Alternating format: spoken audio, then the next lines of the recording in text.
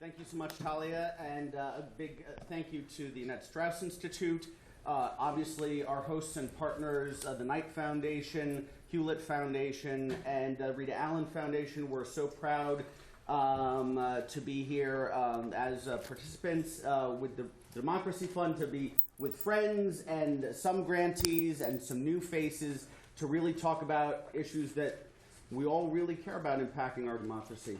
I'm also super excited to be here in just 45 minutes to give you a taste, really, of how awesome the four leaders to my right are doing to impact and engage communities, given their different vantage points, their different interests in society. And so what I'm going to do is I'm going to give you just their name and their title as we go down the list. We're going to have them sort of talk about a project or an initiative or an effort that they have engaged in to make voting more relevant to the communities of interest. Some youth voting, some voting in different regions of the country, some using technology to inspire and engage people to reduce the barriers to entry for voting. And so what I would like to do, just to launch into it, is to introduce Ashley Spillane, who's president of Rock the Vote and a fantastic leader in using culture to really engage the voting population. I will note, as Talia talked to me about, that the questions are still available on the, I forget the platform, Slido portion of the website, and there will be a Q&A section, so please ask questions, submit them through that system, and we'll engage in that. We're going to be doing just 5 to 7 minutes per participant and then going right into questions. So thank you so much, and I'm looking forward to hearing what our leaders have to say about this. Ashley. All right. Happy post-lunch hour. I have been given the task of waking you all back up. So how's it going? Good, yes. Congrats to everybody here on the wins, and it's been a really exciting morning to hear about all the different work everyone's going to be doing, and I'm excited to hopefully be a partner with many of you. As Adam said, I run Rock the Vote. I took over about 1.5 years ago. We're all really excited to see you tonight at our concert event, so we'll be there. Rock the Vote was started 25 years ago. The last time I was in Austin, someone in the crowd asked if I started it. If any of you do that, I will find you, and you will not be welcome tonight. I was 5 when it was started. But it was started to help fuse technology and culture with politics. We have this habit, some of us, maybe not in this room, of being over here with politics and the rest of the country being over here with what they're doing in their lives. And we try to bring them all to us over in the political space. And Rock the Vote for years and years has been trying to bring politics to people where they are. In 1990, that was working with MTV, where almost every young person was highly concentrated. I don't work for MTV. That's also a popular myth, along with my creation of Rock the Vote. At the time, it's an interesting story. I won't go into the whole thing, but at the time, Yo MTV Raps was the most popular show in America with people under the age of 30. And they couldn't, anybody watch it? Yeah. They couldn't sell any advertising on it because there was all of this controversy around rap music and censorship at the time. And so they in-kinded much of their time to Rock the Vote. And we were fortunate enough to be working with artists that were up and coming. They kind of made it after they worked with us. You might have heard of them: Madonna, LL Cool J, Queen Latifah. And those were sort of the communicators and the platform to meet people where they are. It's different today, as we all know, and have this great challenge in front of us of figuring out how do we take all of the amazing projects that we're working on and bring them to the people over here. Last year, and I'm going to play this so that maybe you all can stand up and dance for a second, shake it off. We worked with a bunch of cultural folks, cultural leaders, artists, musicians that you may have seen to do a re-recording of the wonderful song Turn Down for What as Turn Out for What. And if you missed it, we'll play a little clip of it here so you can see.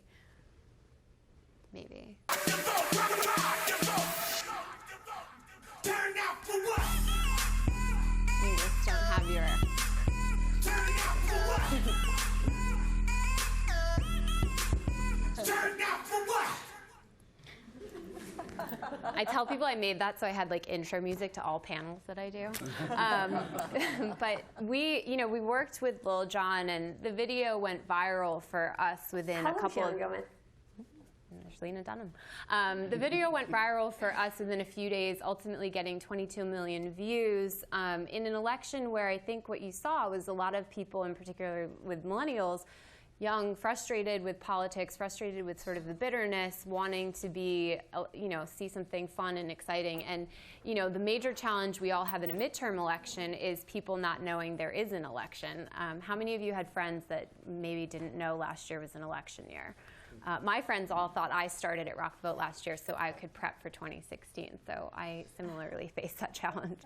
And so, we're always looking for interesting ways and interesting people and platforms around which we can engage to get information out about voting, make sure that we are giving people what they need to feel informed. There are some really strong impediments that I'm sure folks here will talk about in terms of, and that you all have identified in the projects that you're working on to voting. Young people not registered. We are lucky that there is a movement in this country to allow online voter registration in states led by Tammy in Arizona, one of the first in the country to move to online registration. But it's still half the states in this country where you have to print and mail a form. And I don't know how many of you work with people under 25 every day, but their printers are like foreign concept. I don't have one at home. I have most of my team here. They don't have access to printers. Like, it's just where we are today. We have raised this group of digital natives. We have all of these online tools, and our government and election system hasn't necessarily caught up. So getting registered to vote, doing it on a deadline, 50 states, 50 different deadlines, different processes to do it, is a real challenge. On top of that, people say they don't have enough access to information. We've been talking about this a lot today.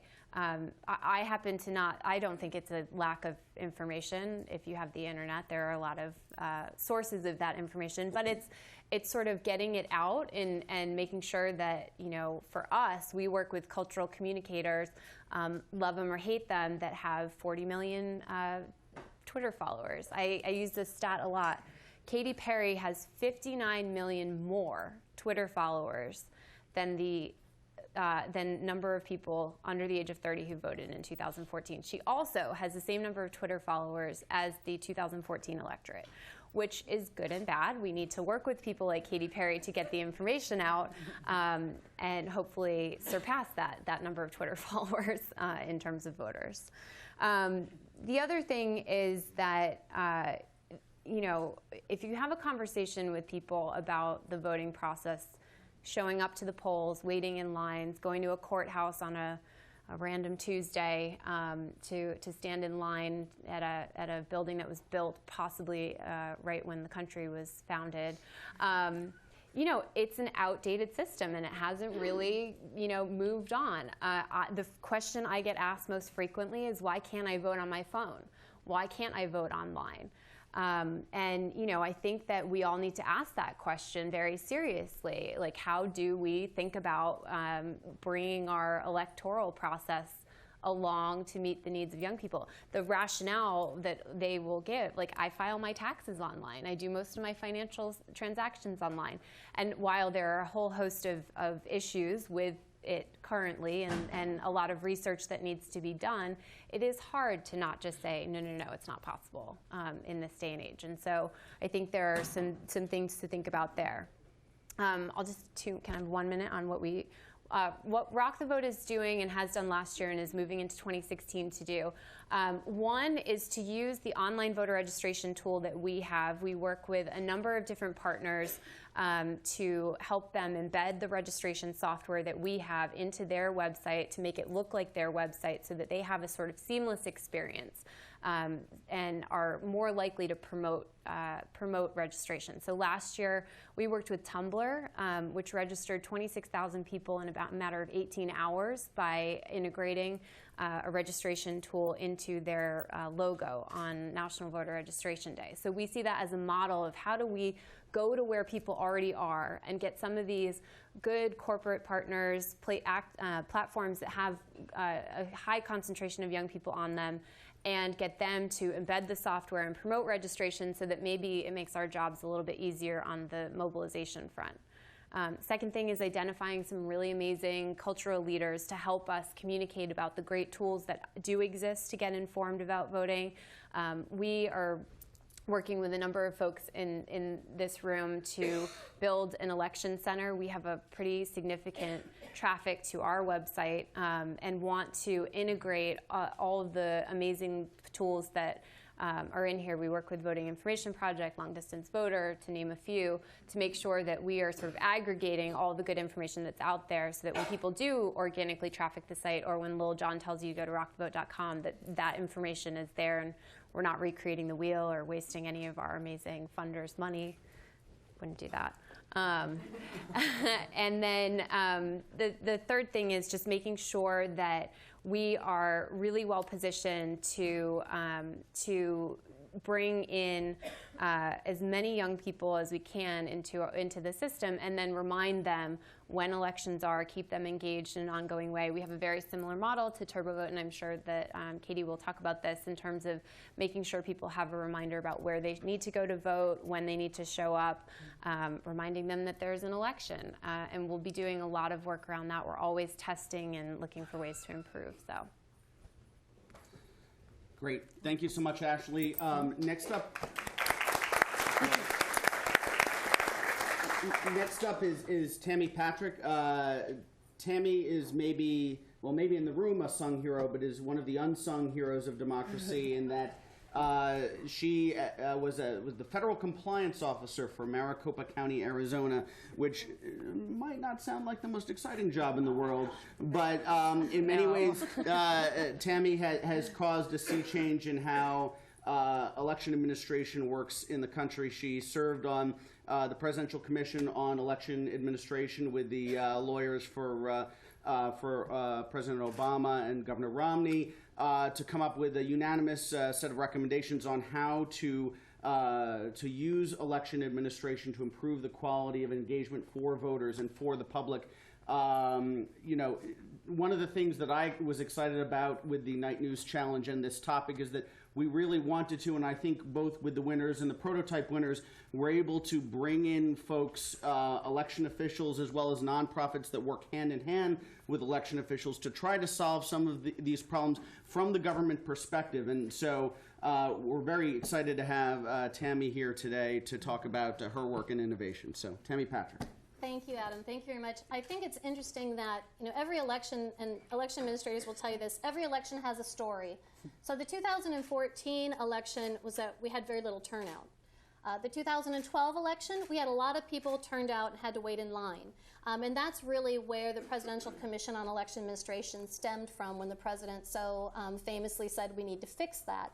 So what I wanted to speak to this afternoon briefly has to do with what we heard when the commission went around the country on election officials when it comes to the notion of providing information to the voters. And there really are kind of two camps when it comes to election administrators on this. And you might think, well, what could that possibly be? Of course, you provide information to your electorate. But really, there are many election administrators that feel it's their job to conduct the election, and it's someone else's job to educate the public on that election itself. And so there's this two kind of conflicting camps and thoughts on this. And so for those who think that it is in fact their role and their duty that they swear to in many cases, I just did the Girl Scout honor just completely intuitively. How many other Girl Scouts out there? Okay, that was kind of crazy. I won't be singing about anything in my pocket, but anyway. And that was not something I'd planned to do. But in all seriousness, for election administrators, then it comes the notion of, is it your responsibility to push information out to the public or to make it available for the public as they are seeking out to readily access it and not have any possible impediments to them seeking out that information. And even those who want to be proactive, they have a lot of barriers in their way. There are some that have restrictions based on the availability of their resources. If they don't have a budget, it's more likely that they're going to resort to the basic traditional types of providing information to their voters themselves. One of the ways that this kind of manifests itself is many jurisdictions will establish advisory boards and then rely on their partners to get that information out to their constituents. And that was actually one of the recommendations we had on the PCEA, which was the Presidential Commission, because we think that it's very important to engage the stakeholders. Also making sure that there are online presence for the elections departments with easily and readily available information. And of course, making sure that that information is mobile ready. Some have gone the route of creating their own individual apps. We also think it's important to participate in providing the official election data to stakeholder groups, and there's a fabulous program, the Voter Information Project, that's done by the Pew, that allows for official information to be consumed by anyone who wants to meet up with that data. And I think that that's critical because election information changes constantly. Ask any election administrator, and they would love it if they never had to change a polling place. Anyone who thinks that it's easy to find a polling place, no, it's not. So making information available to the voters online, like polling place lookup tools, online sample ballots, voter registration, as Ashley mentioned, I've been a big advocate for online voter registration, and providing deadlines, all of that, those were all recommendations that we included in the PCEA report, and that report is available out on supportthevoter.gov. Supportthevoter.gov website. But not only is it important to provide that information, it's also incredibly cost effective for election administrators to be able to turn to technology to help solve some of these challenges. Because when you have to resort back to some of the print media campaigns, we know that that can be incredibly costly, and as we heard this morning, you're looking at the 45 minutes to 1 minute of actual data and information to the voters that is being available. And I thought that that was a really interesting bullet point this morning. Often, additionally, those types of education and outreach events are the very first thing to get cut by the funding sources. So I was just speaking to an election director who just purchased a brand new voting system for her entire state. It's changing the way that the voters are casting their ballots from a DRE system that they've had for years to a paper-based system. The governor told her she got $0 to give that information to educate the public so that they would be aware when they go to the polling place it was going to be a completely different interaction, and how to follow those instructions, how to actually mark the ballot appropriately, and that is devastating.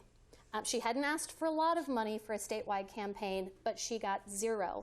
So jurisdictions have to find ways to really make the best of all these worlds by having online sign-up programs for voters where they can seek out to get the information pushed to them, whether it's via text messages, with deadlines, that sort of thing. And these sorts of infrastructures also benefit election administrators because they can use it to interact with their poll workers, to send information to candidates and campaigns, and use it as contingency and emergency plans. But there are some other considerations outside of just what resources are available, because many states, as was mentioned, have statutory restrictions on being able to do some of these great programs that we heard about this morning, because so much of the statutory requirements are deeply rooted in paper-based systems and, in fact, the postal mail, particularly when you talk about voter registrations.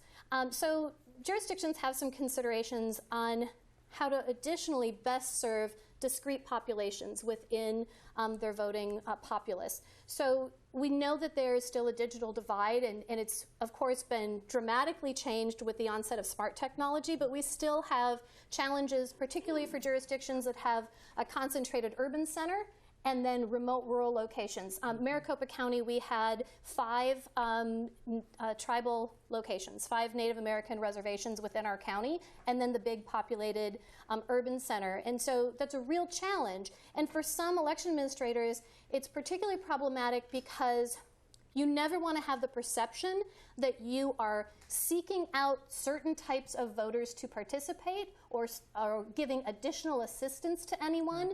But what you do need to make sure is that everyone's on a level and equal playing field. Whether you're talking about a military voter that's stationed overseas and has the challenge of distance and time and location in getting their ballots and getting it returned, or you're talking about someone who has a challenge of English as a second language. There are a lot of instances in which voters just have institutional and structural barriers that are in their place that we need to bring down and level the playing field so you're not giving the perception that you're actually assisting anyone in a way that provides them with one leg up on anything else. So I just wanted to kind of close with, since the report came out, we were very, very fortunate. A lot of times government reports are issued, and then what happens? A few people might read them,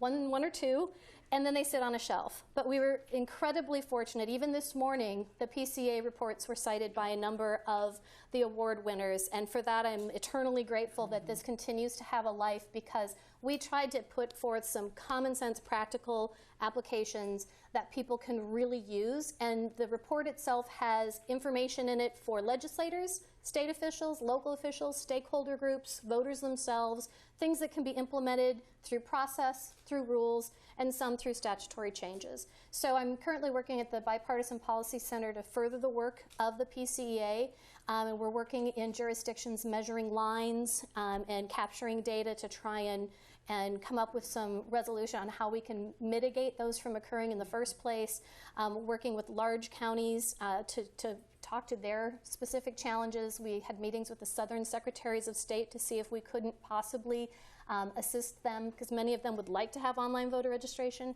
but have challenges in doing so. And then working with additional working groups that are looking at the voting system technology. Actually this week, right before coming here, the Technical Guidelines Development Committee, which is about as exciting as you can imagine, but they write the standards for the voting equipment in this country. The new TGDC is actually going to be writing those standards based on open public working groups. Open public working groups based on pre-election day activities, election day activities, and post-election day activities. So we're very, very hopeful that anyone interested, particularly those with good technology skills, will get involved, and you'll be able to find more information about that at eac.gov. So that's EAC for the Election Assistance Commission .gov. And with that, I just want to thank you all again for the invitation to be here today and share with you the work of the PCEA.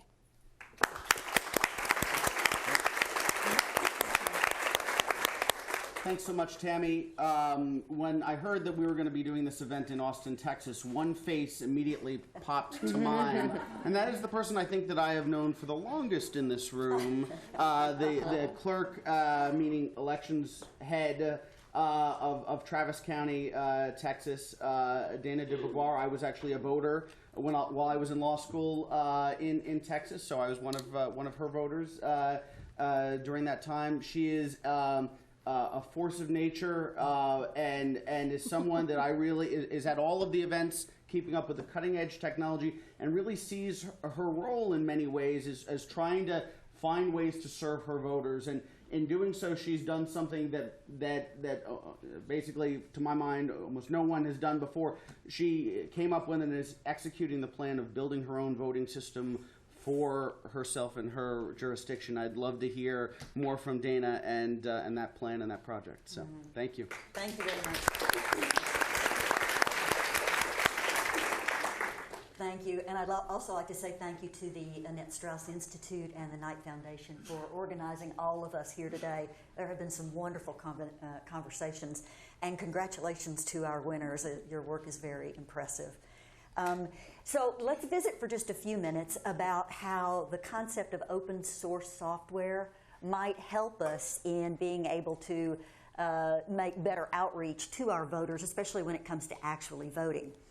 Adam mentioned that in Travis County we are attempting to build a voting system separate from the traditional for-profit marketplace. The voting system that we're building is called STAR Vote. STAR stands for secure, transparent, auditable, and reliable. Now, the reason why we're building this is because we think, well, one of the things that the PCEA report identified was that we have an upcoming national problem looming ahead of us that's about to break. It could break any minute.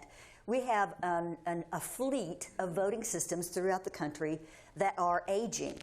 They were all purchased around 2002 with the Help America Vote Act, and the federal government gave money to local jurisdictions to pay for those systems. Well, now fast forward 13 years later, and those systems are aging. There is no federal money available to replace those systems, which is something that none of us should put up with.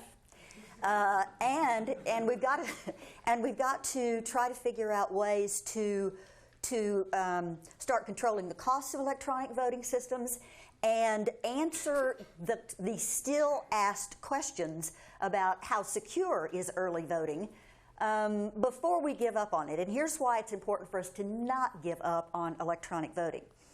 There's been a trend recently for jurisdictions, partly because of cost, but partly because of some unanswered questions, to revert back to optical scan or paper voting systems. If we continue with that trend, we will hamper our ability to do outreach programs to the public, to our voters. And the reason why is because paper cannot comply with the Americans with Disabilities Act, and paper ballots, unless you are an extremely tiny jurisdiction, paper is not going to be feasible for you to offer early voting programs or vote centers. We're going to need electronic voting for our aging population and to provide outreach programs for voters. So one of the things that STAR Vote attempts to do is it says, let's answer the questions about electronic voting. And in attempting to do that, it says, well, let's make STAR Vote an open source system that has a paper element that is put in a ballot box at the polling site so that we capture an auditable tool that can be used in recount situations. Now, that's what we're trying to build. If anybody's interested in reading about STAR Vote, you can go to Travis County Clerk, look under elections, and you will see STAR Vote. The document itself is about 250 some odd pages long, but if you just read the first 60 pages, you will know everything. Just the first 60. Everything you need to know about the concepts behind a new approach to trying to build voting systems. A new approach that rejects the concept of a for-profit traditional vendor.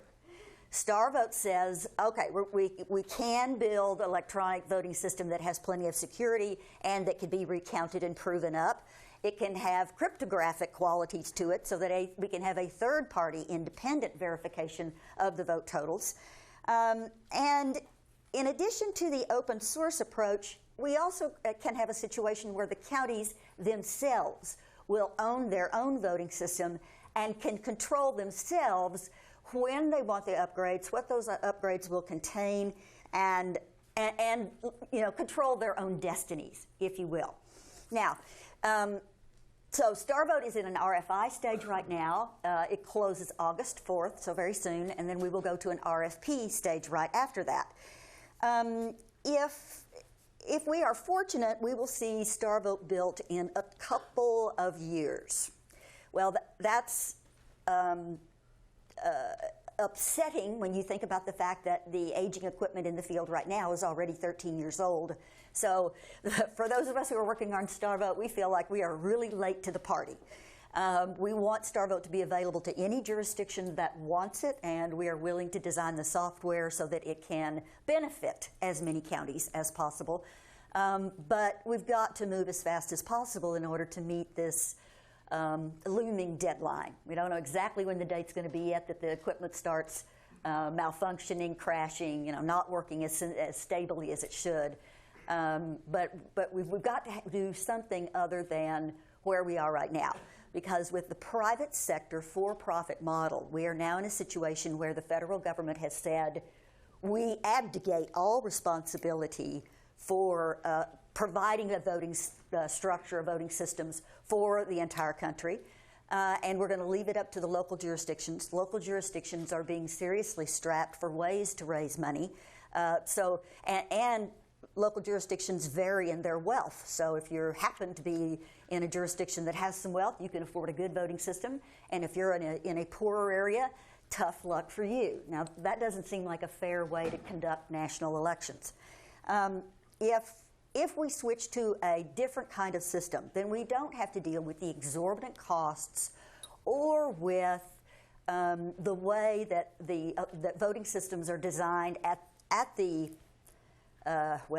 whim, at the preference of the actual voting companies. So open source, a final word about open source is, for those who are interested in using open source approaches to government work, and especially to elections, we're going to have to think through open source a little differently. And so I call for anybody out there who's thinking about open source is you're going to have to think about applying it in a regulated industry.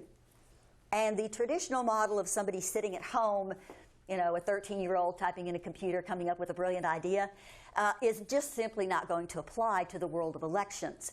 Because at some point, someone is going to have to say, well, we're going to gather up all these great ideas that have been, added to the open source community, then provide some sort of vetting to those ideas, decide which ones are valid and which ones are not valid, and then go forward with certification because, of course, elections is, in fact, a regulated industry. So be thinking about the financing aspects of sole source, which is going to probably require some level of licensing. We want it to be very, very, very inexpensive. But that's a new world that we're asking of open source. But think about the transparency that we can offer our voters if we go in that direction. Okay, thank you. Great.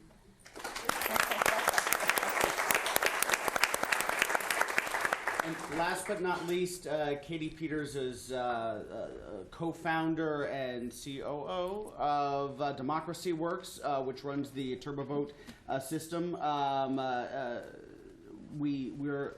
huge fan of the work that they do. One of the things that attracted me most about how Democracy Works approaches this issue of trying to figure out how nonprofits can engage with local governments is how they went about trying to solve some of the election problems that they faced, that local election officials faced by embedding staff and consultants in a number of different election jurisdictions and actually finding out from them through several days of interactions with different local government officials what their problems were, what their pain points were. And then after that, reflecting and saying, what do we need to build based on actual concerns from local government officials?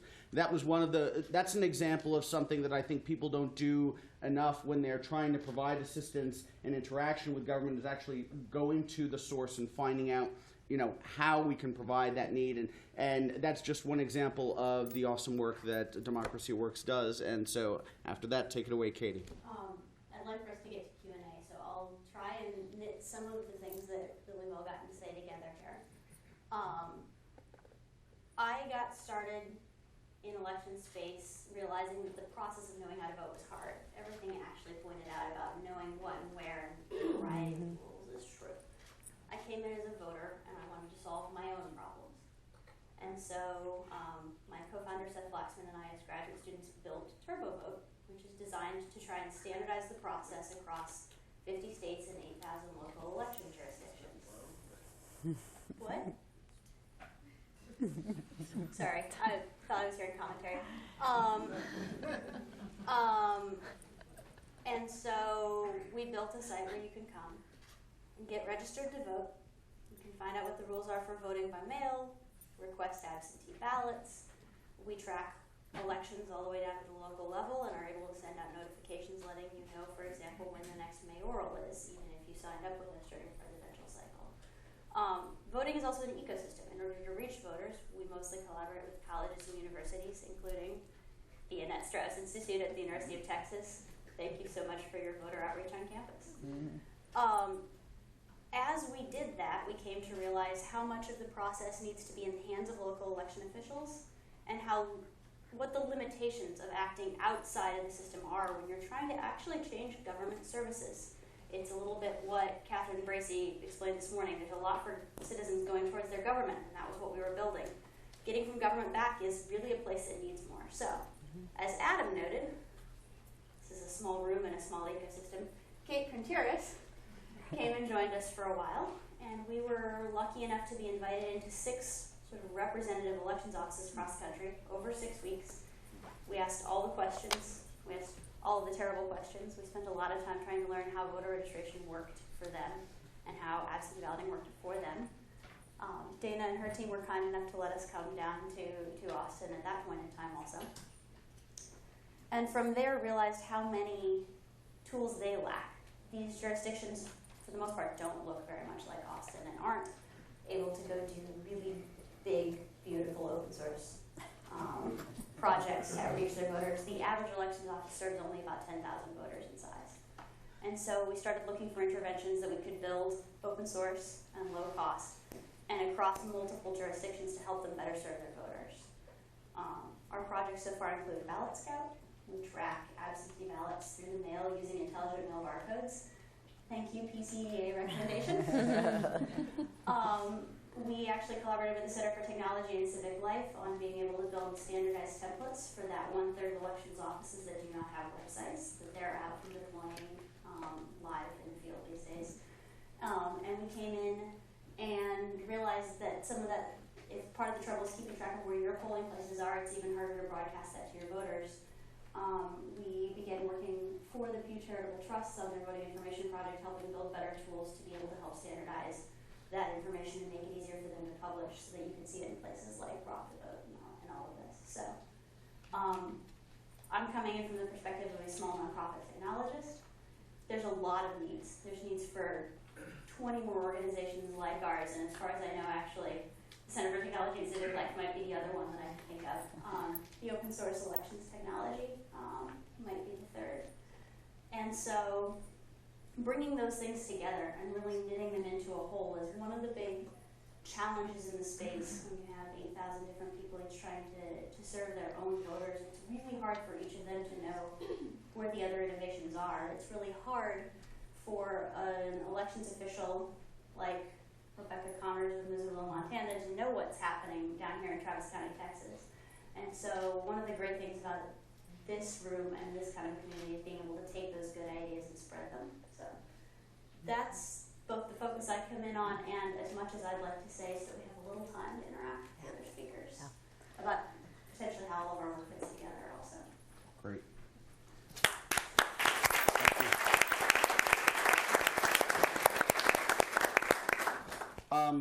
I'll do the prerogative of the first question, and then we'll go to the ones online. Briefly, there are issues around culture and apathy and how people can be driven and excited to be inspired to vote and to engage with their system and to learn how to vote. And then there are concerns and real questions as well about what I see as barriers to entry. There was a statistic cited earlier today that the people who chose not to vote, the highest percentage said that they were too busy. How do we think about the drivers and the barriers and in your own world, trying to figure out the right way to encourage folks to get involved actually in the elections process? And I'll open that up briefly. Just keep the answers as quickly as possible because I do want to get to these questions if possible. I'd love to shout back out the same equation that Matt Stembeck started with earlier. I think it is part feeling like what you're voting for has an impact and knowing what that impact is. And part of it's about making the process work simply. I think the media has a lot of room to really broadcast things about impact, about what's at stake and what can be said. I know I spend a lot of my time thinking a lot more about the process and lowering those barriers and making sure that side of the equation that needs to be smaller really gets as small as we can make it. Great. I just have one quick little thing to add, and that is that when you're coming from a government perspective, conducting an election, there's some really good research. Cloward and Piven were the seminal research paper, and then the League of Women Voters work on why voters don't vote. That came out and clarified for many elections administrators, as Tammy was alluding to earlier, what is your proper role in trying to reach your voters? You don't want to run a GOTV program that benefits a candidate and then not somebody else. You wouldn't want to run that risk. On the other hand, you're trying to make it easier for voters to come to the ballot box and bring them the ballot box if you can possibly manage it. If we have well, the way they broke it down was they said in government, the only real appropriate role is if you consider all the factors that affect not voting in two categories. One of them is what you would call personal psychological factors, and the other was called infrastructure factors. And that a government officer would have no role in any of the personal or psychological factors about turnout at all, but that it is appropriate for government to have a role with the infrastructure regarding elections. So number of polling places, information about where you can go vote and what is on the ballot, sample ballots. All of that kind of information is appropriate outreach for government. And I would just add that I think it's important to understand what the barrier is, because that barrier is different from one voter to the next. So for instance, when I worked in Phoenix, Arizona, I dealt with the OTM. It was an unwritten language that we were required to provide under the Voting Rights Act. The barrier there was that Native Americans didn't get the right to vote in Arizona until 1948. 1948. So I would speak to elders that it took a long time to gain their trust. The barrier there was their lack of trust in the government itself. For others, it's a lack of interest. They don't like any of the candidates. They're constantly being told the government's terrible. They're being told that their vote doesn't count, that their vote's going to get hacked, that there's fraud. So why would they take time out of their busy lives to engage? And yet for others, it's a lack of opportunity because they might live in a state that only has voting on Tuesday on election day for a set number of hours. So the barriers can be so varied, and it's very difficult at times to really identify what those barriers are and what you can do to mitigate them. We all make time for things we want to do and things that we give a shit about. And unfortunately, in this moment, particularly among young people, that is not civic participation, and we need to change that. And I think that, when Katie was talking about it's 100% impact, and there are two things. Like, one is, what is the value of the vote that I'm casting? And if you look at all the polling that's out there about how people feel about Congress, like, what they feel is actually getting done, how it impacts their lives. The other thing is, and it cannot be discounted, the lack of civic education in this country and the cuts that have been made to civic education, because imagine growing up in a time where you're not taught about what the state legislature does and what impact that has on your life, and then trying to be motivated to go participate in an election and go out of your way when there are structural barriers. But we all make time for the things we want to do, so we just need to make it something everyone wants to do. Great.